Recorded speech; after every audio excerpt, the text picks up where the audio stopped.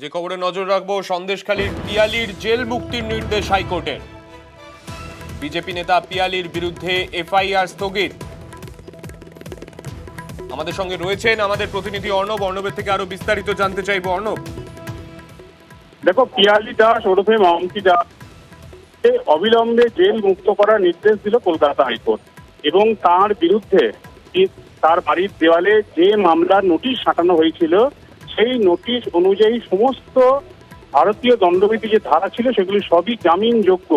তাকে গ্রেফতার করা বা তাকে জেল হেফাজতে পাঠানো বা পুলিশ হেফাজতে পাঠানোর মতো কোনো মামলার নোটিশে উল্লেখ ছিল না। তাই তিনি আত্মসমর্পণ করতে যখন গেলেন তখনই ক্রিমিনাল প্রসিকিউশন অর্থাৎ সিআরপিসি অনুযায়ী একটি নতুন আবেদন পুলিশের তরফে দেওয়া হয় 195A সিআরপিসি ধারা অনুযায়ী, এবং সেখানে বলা হয় বিভিন্ন সাক্ষীদের প্রভাবিত করা, প্রভাব খাটানো সংক্রান্ত একগুচ্ছ অভিযোগ রয়েছে পিয়ালি দাসের বিরুদ্ধে। তাই তার বিরুদ্ধে এখন আর শুধুমাত্র জামিনযোগ্য নয়, জামিন অযোগ্য একাধিক ধারায় মামলা আনছে পুলিশ এবং তার ভিত্তিতে তাকে প্রথমে জেলে পাঠানো হলো।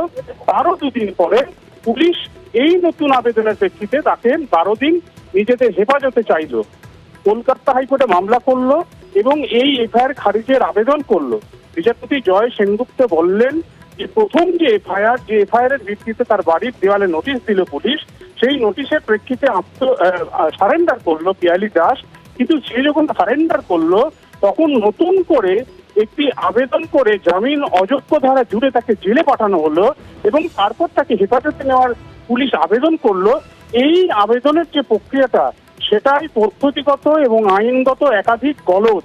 কারণ recent Arnab Goswami versus state of Maharashtra এই মামলা এছাড়াও একাধিক মামলার প্রেক্ষিতে সুপ্রিম কোর্ট একটি গাইডলাইন নির্দিষ্ট করে দিয়েছে, যে গাইডলাইন অনুযায়ী এই ধরনের একটি চলমান মামলার ক্ষেত্রে সারেন্ডারের সময় সেখানে নতুন করে একটি জামিন অযোগ্য ধারার আবেদন জুড়ে তাকে জেলে পাঠানো, এটা তার মানে কি এই মাম্পি দাস তিনি তার মানে জামিন পেয়ে গেলেন?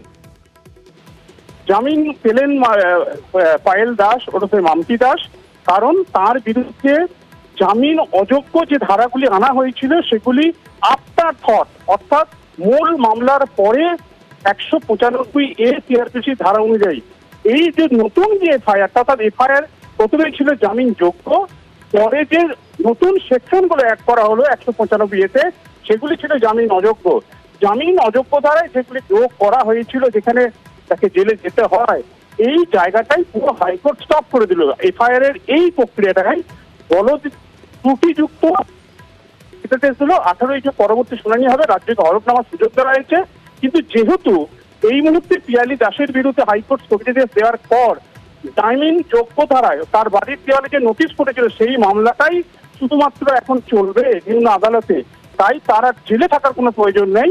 তাই তাকে অবিলম্বে বিভিন্ন পদ্ধতি মেনে তাকে জেল থেকে মুক্ত করার নির্দেশ দিল বিচারপতি জয় সেনগুপ্ত। বেশ।